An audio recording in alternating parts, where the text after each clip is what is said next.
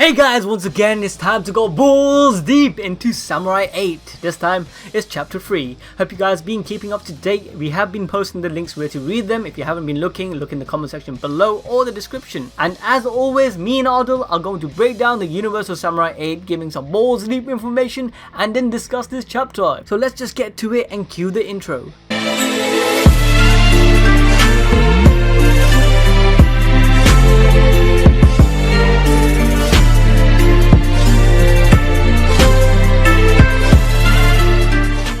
Alright, so being 3 chapters in now, I'm hoping everyone understands what's going on and understands the universe of Samurai 8, but just in case I'll skim through everything. Well, I'll try to.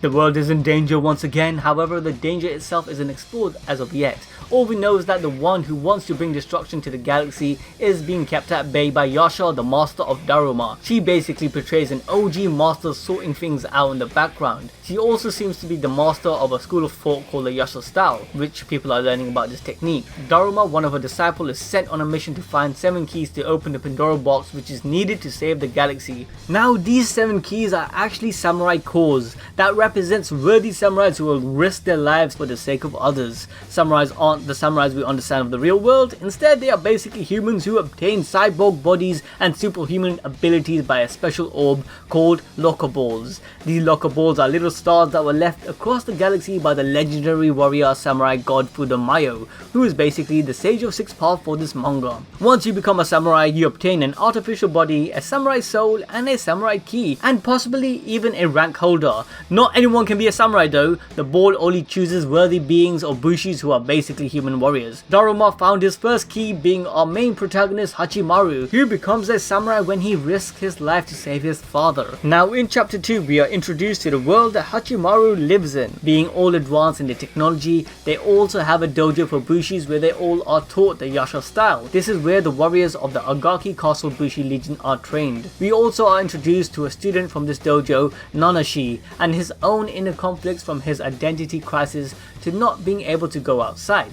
Nanashi is later revealed to be Hachimaru's internet gaming friend, and then they become friends in real life. We also learn that this world consists of different groups of bandits. In the first chapter, it was about the samurai Ronin who was defeated by Hachimaru, and now we face another group of bad guys, basically pigs in a tank. And that's where we left off. But before we start our discussion, we are going to explain a couple of points about the manga that you guys may have not noticed. This time is going to be about the rank holders and numerology, so pay attention. Now rank holders are basically shape-shifting robotic animal looking companions that every samurai seems to have. Some humans might have holders which are programmed, but a samurai holder are different. Like advanced abilities that samurais get, a rank holder also get a unique ability. For instance, Hachimaru's holder, who he programmed himself, Hayataro, was pretty much a broken toy.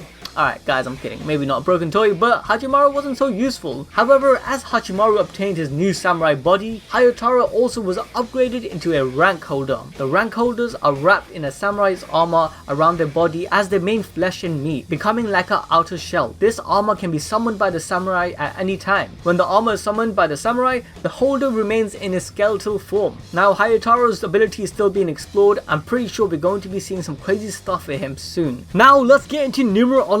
In Samurai 8 chapter 2, a lot of people might have missed this because it might seem insignificant, but Daruma mentions numerology to Hachimaru. He states 8 octopus legs, 8 octopus fritters, Hachimaru meaning 8. That kind of numerology bodes well for you. Now another occurrence of the number 8 is Hachimaru being the 8th person that Daruma found that was indeed the samurai key holder he was looking for. The name of the manga is literally called Samurai 8. So numerology is a concept where any belief in the divine or mystical relationship between a number and one or more coinciding events. In simple terms, numerology is a study of numbers in your life. You can uncover information about the world and also each individual person by using numerology. Numerology is the idea that the universe is a system, and once broken down we are left with the basic elements, which are numbers. These numbers can then be used to help us to better understand the world and ourselves as individuals. Now, doesn't this sound very familiar? Yeah, Naruto. Naruto was about something similar and was to end racism and how everyone has value in this world. Samurai 8 and Hachimaru are going to depict this message again. Kishimoto is using another concept in Samurai 8 to portray a message. As we stated before, in chapter 1 we were told by Yasha that Pandora's box needs 7 keys to open. However, last week we stated that using logic, a box cube is actually 8 corners. So wouldn't there be a last and final 8th key, which coincides with the numerology and Hachimaru's name that has been foreshadowed? Couldn't this what makes him special, and the 8th key that he has to save the galaxy? The show is called Samurai 8. Hachimaru means 8. He was the 8th person to be found, and there are 8 sides in a cube. I mean, hello, this must mean something. Kishimoto is associating the number 8, but we are only finding 7 keys? Daruma says that Hachimaru has the strongest affinity he has ever seen in this manga chapter. He has a drawing power to people and a person. He has a special key and feeling. And his father is also someone special. How could this be the case unless there was something inherently different with who he is? Furthermore, in the first chapter, we were literally told by Yasha that which is important is always hidden out of sight. So this must mean Hachimaru is important but was hidden out of sight, and he is the special 8th key to open the box. He's the next Fudomayo, guys. Who knows, that was just something logical to say and is a theory.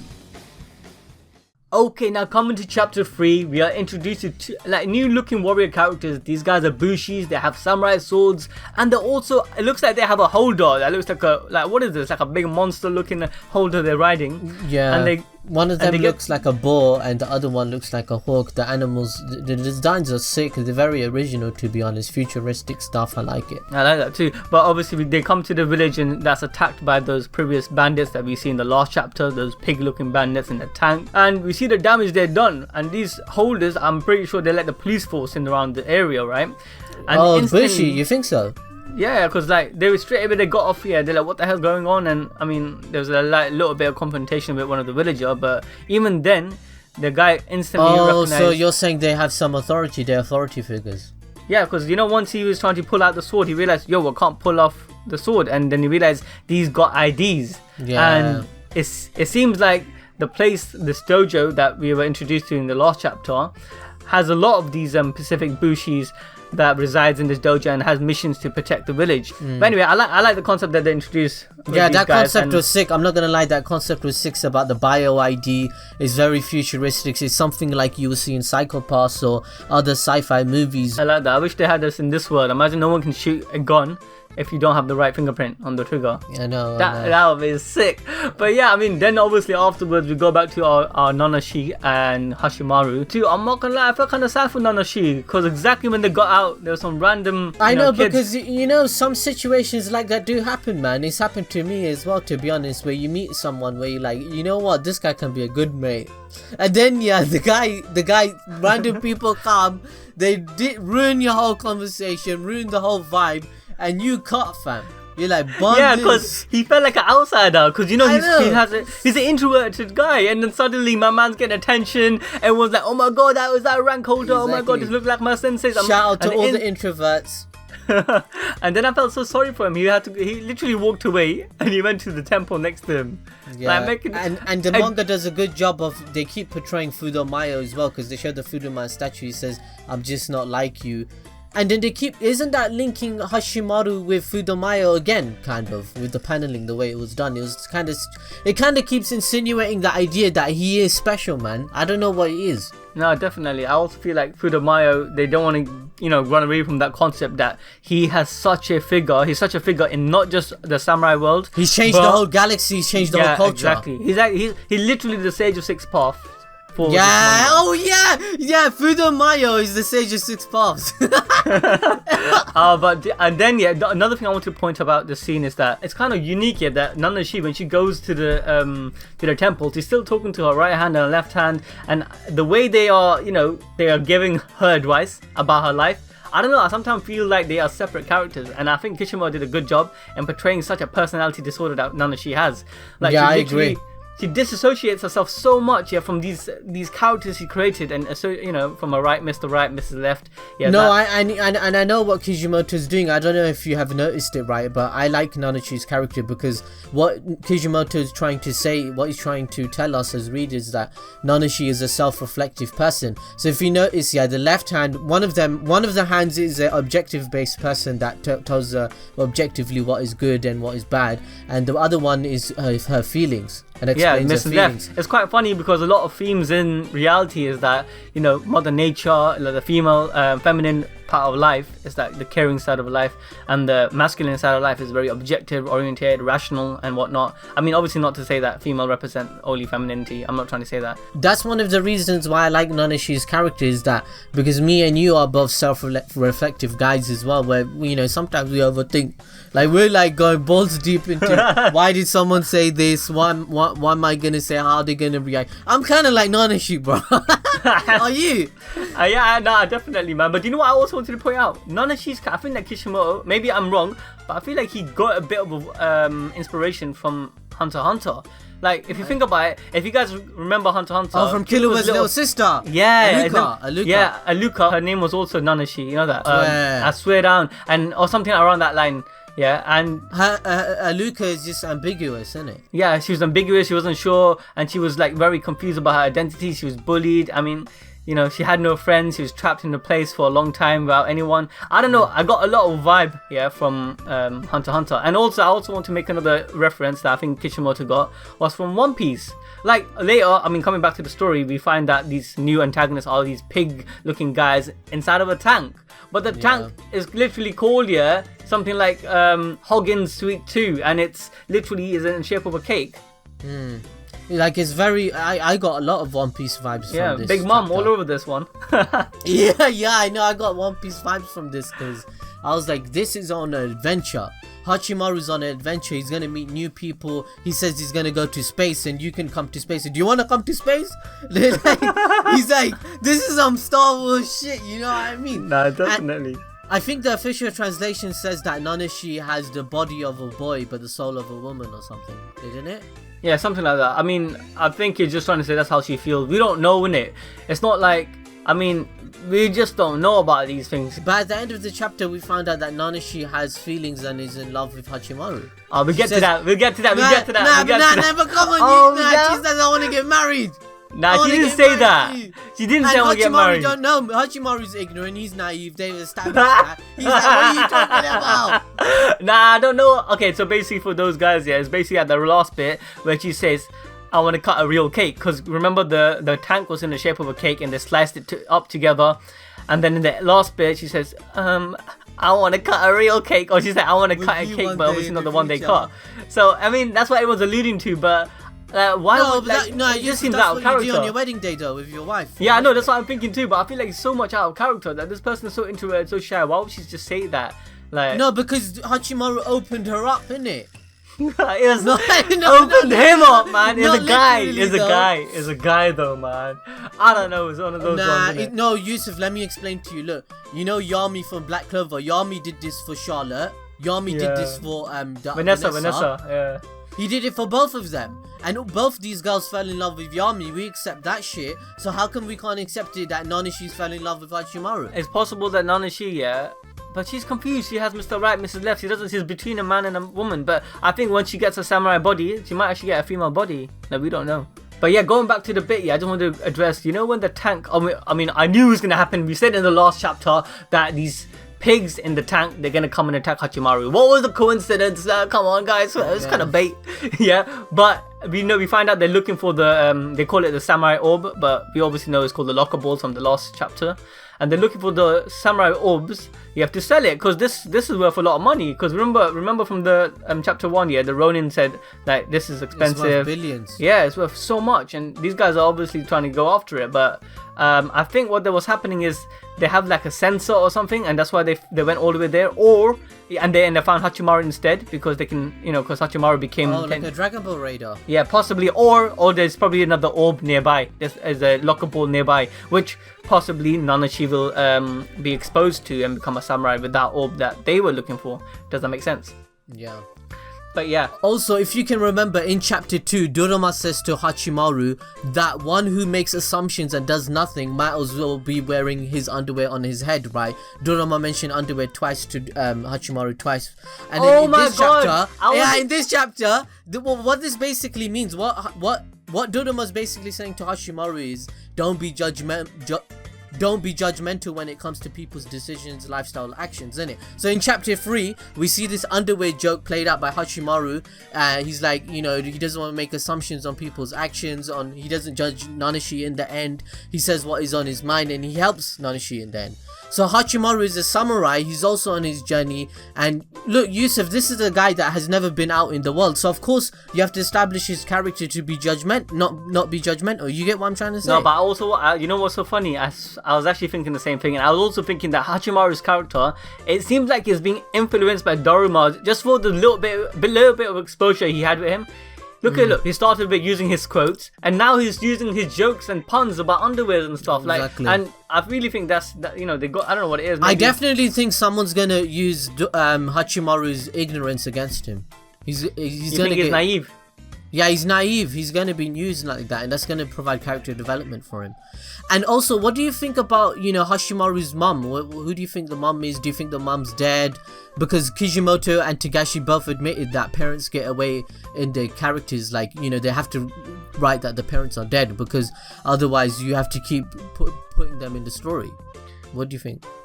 I think, okay, this is skipping ahead to the end of the chapter, and I think this is very important to discuss. In the last bit of the chapter, we find out that Daruma is actually convinced there's something special about Hachimaru and Hachimaru's father. And the reasoning being is that, remember in chapter 1, we learned that inside of Hachimaru, while he was sick and weak, he had something called the heart's blade inside of him that kept, I don't know, maybe it kept him running or whatnot, yeah.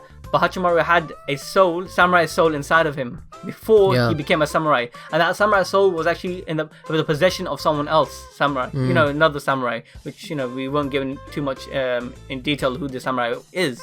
But Daruma instantly clocks that this isn't like a normal samurai soul. Like, who does this belong to? Who are you? Like, who are you guys, man? He's questioning Hachimaru, he's questioning his dad, and then he tried to strike him. Yeah, obviously it was just like a feint, right? But a normal person would have flinched. But his dad didn't flinch at all. His dad's like, yeah, I know, I and then more than this, man. No, and Yusuf, then this explains why the dad didn't flinch against the Ronin. He wasn't scared against the Ronin. He told the Ronin the truth about because he doesn't give a shit. And also, do you think this samurai soul that was in Hachimaru this whole time, do you think this is what caused Hashimaru's disabilities? Because he was carrying this soul is causing havoc on his body. I don't know. I actually don't know. Maybe it could be why would the father do that to his son though? Why would Shall I tell you something? Go for it. So what if, his father, he had this mission, this special mission, he had to give Hachimaru this soul. Because what if his father was giving this mission, much like Star Wars, that Kishimoto is inspired from, to create a rebellion against the people of Ronin that are destroying the galaxy? And what if his father was part of this rebellion group? He was trying to help save the world, and he was part of a team, but somehow he got a hold of this soul. Many people died for this soul, but he doesn't want them to die in vain. He doesn't want them. He needs to. So what he decided to do was put this soul in Hachimaru to become one of the best weapons and people to destroy the Ronins to help save the galaxy. That's what I think. I don't know. My theory is completely different. Did I go balls deep there? Yeah, you did kind of. I have to say you did, but I don't know about that one. I'll be honest. I do believe Hachimaru has maybe a noble heritage. Hachimaru has a noble heritage made from his father or from his mother. Nah, but you said but listen, going back to the destiny. No, that's what I believe. I believe that, look, we know Kishimoto, we know how he is, and I don't think Kishimoto leads things to chance. He doesn't lead things to... Yeah, because the numerology is there. He doesn't lead things to, coincidence. He doesn't believe in that. Like, remember in Naruto's heritage played such an important part. He was related to Asura, and then he goes back to, even the fourth Hokage. Like, when that was revealed, we felt like Naruto's not a normal person. Yeah, and I don't know what it is about Kishimoto, but he likes doing these things, and I feel like he's gonna play destiny back into this. Yeah, and think about it. I think Kishimoto believes in destiny. Yeah, and Daruma said something important. He said something which I actually heard in One Piece before. Yeah, Daruma said that Hachimaru has a gravitational pull that pulls people in, just like Luffy in One Piece, and that's quite special. And Naruto, obviously, main protagonists, they do that. They pull other characters in. Yeah. But so that makes him special. I think there's more to it than what meets the eye. And we're gonna find out soon. Maybe it's his mom that's heritage, noble heritage, but something special about Hachimaru. But I wanna just go back a bit because I think we went right to the end, bro. I want to talk about Nanashi when she pulled out that sword bro. That was a tag team battle, man. They just jumped in the sky, and I'll be honest, I'm so hyped about. When this gets animated, it's gonna be sick. I know, like one slice just sliced up the tank, but what caught my eye? It wasn't really Nanashi's ability to do that and whatnot. It was a bit like before Nanashi even got into the fight. I know I'm gonna emphasize on this bit.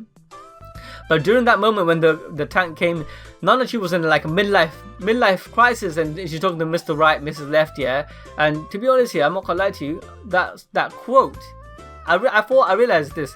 Kishimoto 100% read psychology books, because that quote from Mr. Right is like, you always hide where you know you'll always be safe and never try to solve your issues. It's like he's talking to most people. No, in this because world. Everyone knows this. The truth hurts. The truth is reality, and people don't want to know the truth. Yeah, when the Mr. Right was talking to Nanashi, or when Nanashi's hand was talking back to him, he was like, "You are not your right hand or your left hand. You are you." It's like it's literally a life-defining moment for this character, and I don't know, man. That made me so hyped.